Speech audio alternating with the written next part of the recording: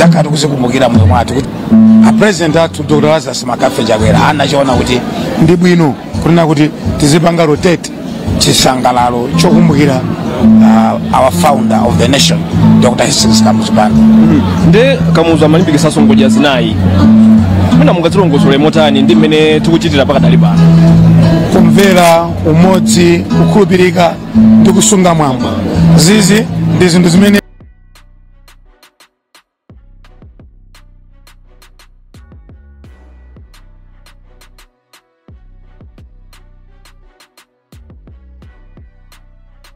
zinamangidwa ataona kuti dziko lilipite patsogolo pakufunika ngodya zimenezi zizikhala pa zochitika china chilichonse cha dziko la Malawi, utsogoleri wina uliwonse. Komanso mukaziona ngodyazi zina iliyonse, institution ina iliyonse, mpingo wina uliwonse, china chilichonse chochitikapo kofunika ngodya zizichitika. Maichi ndofuna kunena kuti ngodya zija sizinali zachibani, chifukwa timazikonda ndifira kuongeresa ngodya zija. Anzathu amazigwiritsa ntchito ngakhale amadzipewapewa fa amaona kuti mwina akangodzitchula kwambiri zioneka ngati atchula chipani. Koma ngodya zija mukazitenga ndi nsanamira zotukula dziko, nsanamira zotukula institution ina iliyonse, nsanamira imene dziko lingatopita patsogolo. Mankhani ya chitukuko mmene mukambacho ngwazi amaziko aso kwambiri ndi chitukuko chimene akhazikitsa dziko muno, chitukuko cholimba, zitukuko zosiyanasiyana across the country. Mwina mungakapepo chani nkhani za chitukuko zimene angwazi anakhazikitsa dziko muno? Tingo yamba mwina ndi maphunziro. Mukadzamva kuti University of Malawi imene kale imati Chancellor College ndiye kuti adakhazikitsa angwazi ndi cholinga chonena kuti dziko lipite patsogolo. Ndiye angwazi anaonetsetsanso kale polytechnic ina alipo kale koma imachedwa Chichiri University. Nthawi imeneyo mwinaso ndikulakwitsa dzinalo koma ndikumbukire lero. Koma adabwera angwazi anabwera ndikudzalimbikitsa maphunziro au kachenjede.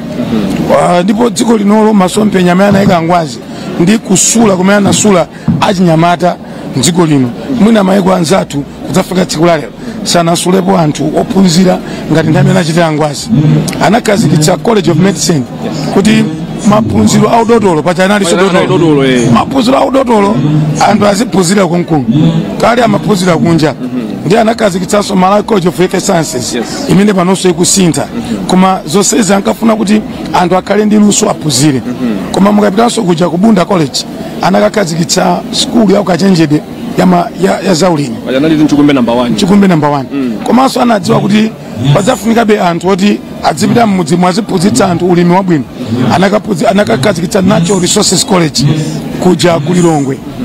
Anakakhazikitsanso Mwimba Farm Institute kuja ukasungu kuti aziphunzitsa anthu za research komanso aziphunzitsa anthu za ulimi wa foja ndi zina zotero. Anakhazikitsa malo angapo kuti tizipanga kafukufuku kwa Vumbwe Research Station, Chitedze Research Station, Chitala Research Station, umbu chimodzimodzi koseko. Anakhazikitsa zinthu zonena kuti amafuna ulimi upite patsogolo. Tikakhala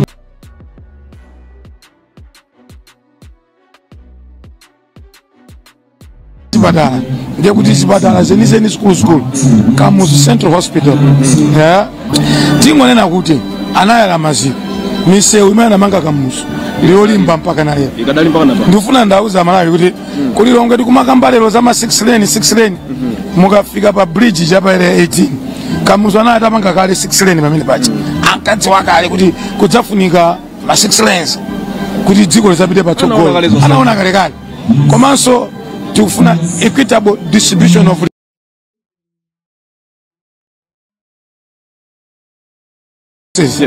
Kamuzu amafuna kuti chuma cha dziko chidzigawidwa ndi wina aliyense. Amafunitsitsa kuti kwina kulikonse kupindule. Chifukwa chake mukapeza kunali Mulanje District Hospital, Mzimba District Hospital, Kasungu District Hospital, pena paliponse amayikapo chitukuko chonena kuti mwina lerolo tizingophunzira kuti Kamuzu anali ndi mtima otani. Akafuna kutukula wanthu kulokukweza anthu kuti uyu ndi mkweze aleke banda amene amachokera ku Nkatape. Kamuzu anamusankha minister ni zaka 21 achinyamata 21 years samaona ndipo achinyamata amalimbikitsidwa ndaye Kamuzu. Achina Gwanda Chakwamba ndaye Kamuzu, achina John Tembo ndaye Kamuzu. Amafunitsitsabe ndeti kamakambaso zokuti samasankha kuti chipanichi munthu achokere kuti.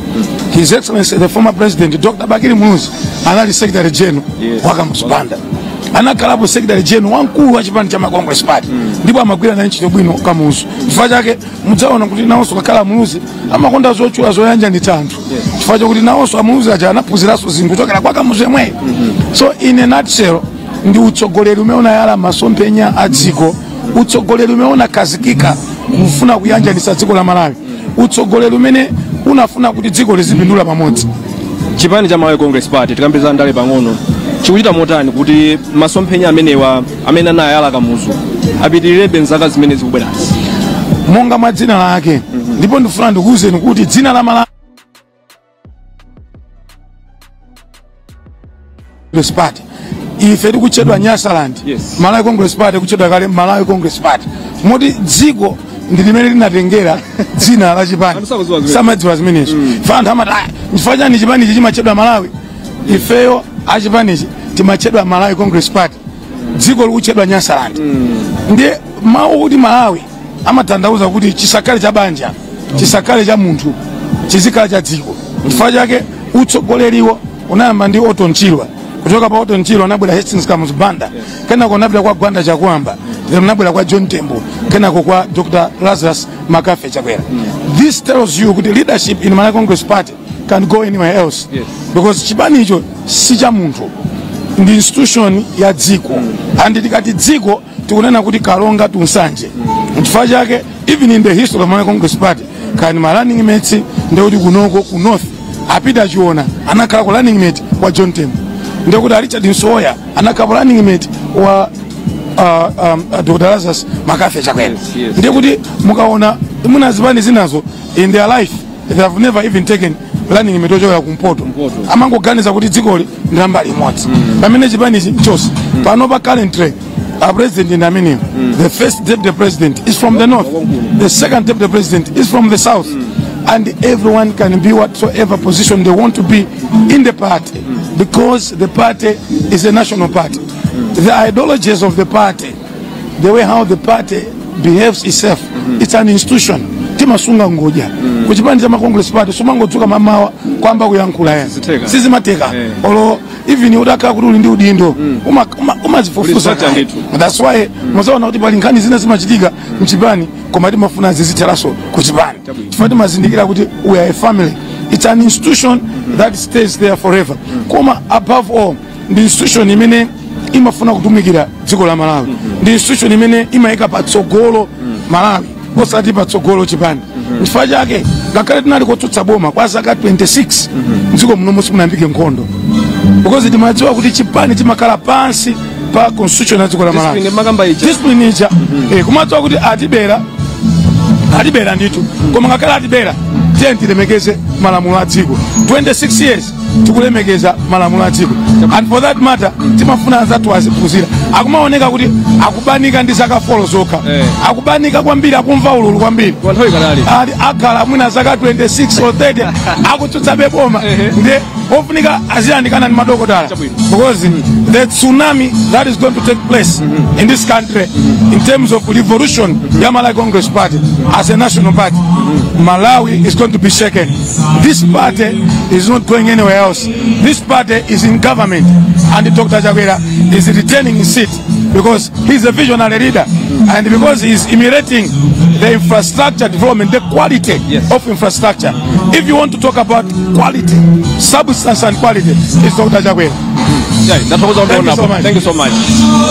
Chabwino timene tuchitira pakadali pano mwina pang'ono chabe tingomva mbiri kutoka kwa mfumu athu kuchoka kwa Kasungu. Timafuna mungu tipasa chithunzithunzi pang'ono tangwamba kukambirana nkhani pano kuti Kamuzu Angwazi anatere, komabe mwina mbiri pang'ono ya Angwazi mungayikawe motani, muizwa motani? Mmene ndikunenera kunena kuti mbiri ya Ngwazi Dr. Kamuzu Banda ni mbiri yosayiwalika ku dziko lino la Malawi, ndipo ndikunena ine pano ndiye kuti ndine mfumu imene yatulutsa Ngwazi wachoka mudzi mwanu. Ndipo ndimava kukoma kwambiri, ndili ndi chimwemwe kwambiri chifukwa chonena kuti iyeyo khala ngati mtsogoleri woyamba tikuona zimene zinkhana panga ndipo tsopano tikumatsatira zimene zonso. Wakula moyo otani Angwazi akula moyo otani kunyumbaku kumudziku Angwazi akula ndi moyo wabwino womanga ubale ndiye ubale umene woona zapitirira kufika ku dziko lonse kumanga mtundu wa Malawi kuti tonse tikhale munthu mmodzi. N'chifukwa chake nthawi zonse ankagwiritsa mawu onena kuti kusakhale osankhana mitundu, panalibe Mchewa, panalibe Mtumbuka, panalibe Muyawo, koma tonse khala Malawi. tonse na Malawi kuri iwo aphunzirako kwa sunguku aphunzira pa Mtunthama pantengo wakachere pamene adayambira sukulu yawo. Muthauka kupaloza ndithu kuti pamene papena basi kwambiri kwake kunena ngakhale pa zitsime zimene amamwa madzi ndikhoza kukulozerani kuti amamwa yawo mudzi mwayi ndiye kuti mudzi mwa Mphonongo mmenemo. Chifukwa choti Amphonongo ndi amene adali abambo awo nkubwera uku kwathu kwa amayi tsopano ku Chiwengo nditi mmamva bwanji tsopano tsiku la lero zaka zadusapo anthu akukumbukirabe ndipo tsiku la lero ndi tsiku la mtengo wapatali tiyenekera kuti tithokoze kwambiri mtsogoleri wa dziko lino chifukwa chokumbukira zimene zizi kunena kuti asayiwalike mtsogoleri wakale chifukwa pakatipa zinayiwalika mbiri imayiwalika imafufutika koma kubwera kwa mtsogoleri wa Malawi Congress Party amenenso ni mtsogoleri wa dziko lino wolemekezeka President Makate Chakwera koma atilemekeza ku kasungu kwambiri. china njani chimene mungafuna Malawi awakumbukira Angwazi chimene munamuona ngati kuti chikuyiwalika mukakhala kumudziko madakuma Amalawi kanakhala kuziwaso ichi chitakhala chinthu chabwino kwambiri ngati mfumu china njani chimene mumaganizira? Chimene ndingathe kunenaso china chapadera nchonena kuti zinthu zimene ankapanga Angwazi zinali zinthu zonena kuti zinali zamaziko ambiri kuonena kuti odalirika kunena kuti anzathu amene akubwera kumbuyo adzathe kugwiritsa ntchito. Monga ineyo ndikukumbukira kwambiri ndikaona ma state house wonse kuti mwayang'ane angokhala ngati kapena kuti amangidwa dzulo kapena ngati kuti atsegulira mwezi wa thawu koma ndi zinthu zoti zinapangidwa kale.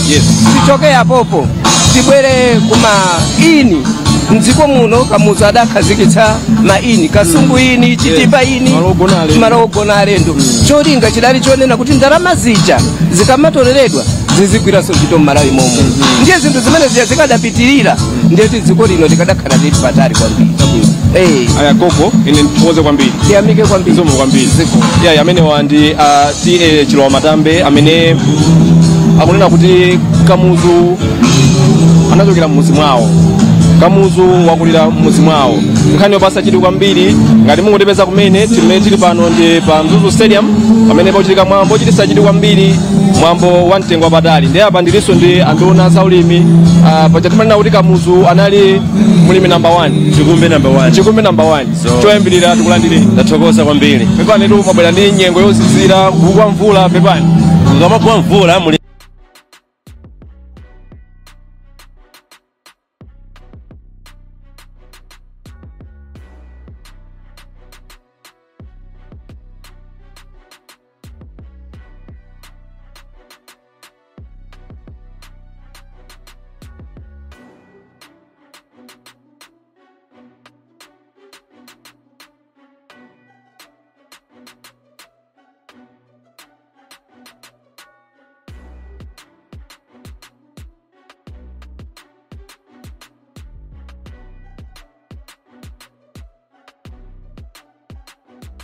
sangalala modi vuleka magwa jonji ndiri mati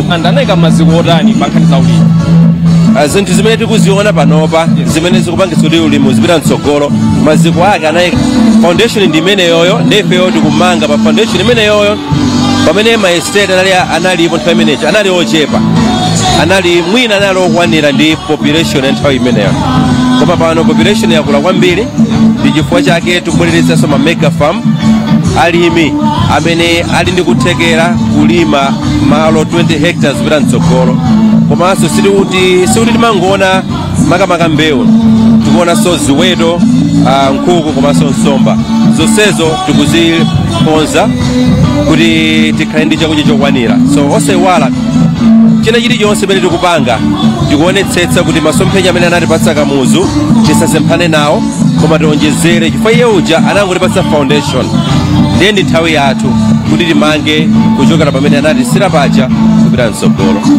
Atatsuka tsiku la lero kuona amene zikuyendera amene muchitira kunduna wanu ndaona zambiri zimene zikuchitika atakhala munthu osangalala Angwazi akhoza kukhala osangalala kwambiri munanso akhoza kundipatsanso high five kuti zikuyenda ya koma ndili ndi chikhulupiriro chonse kuti akhoza kusangalala kuti tikupititsa mtsogolo ulimi pogwiritsa ntchito njira zamakono. kukamba nkhani ya food security ndaona muchita zinthu zosiyanasiyana nkhani ya restructuring ya ADMAC mwaonjezera ndalama zimene ADMAC magulira chimanga NRFA mwina ngoyang'anira pati komanso zikuyenda bwanji padali pano. Ife focus yathu ndi ya ku agriculture ndi commercial farming.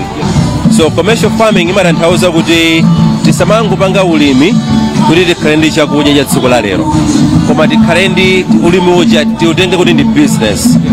Ndiye ifeyo tikuonetsetsa kuti maprogramu osiyanasiyana akwaniritse vision imeneyo so onse kuti paja kamuzu anatipatsa foundation leti ndi vision 2063 imene ikuonetsetsa kuti tikhale ndi maprogramu osiyanasiyana ngati imene mafotokozamu pali ADMAC kuipatsa ndalama kuti akhoza kumagula ndi kugulitsa zinthu posachedwa apa tatumiza thonje kumaiko akunja zinthu zoti ADMAC inasiya kupanga zaka zambuyomu ndiye tapanga thonje chaka chino titumizanso thonje wina komanso pali na ndolo tipanganso export mtedza komanso soya zonsezo zichitika ku ADMAC imene kamuzu anatisiyira kuti thandize kuti ulimi upite mtsogolo.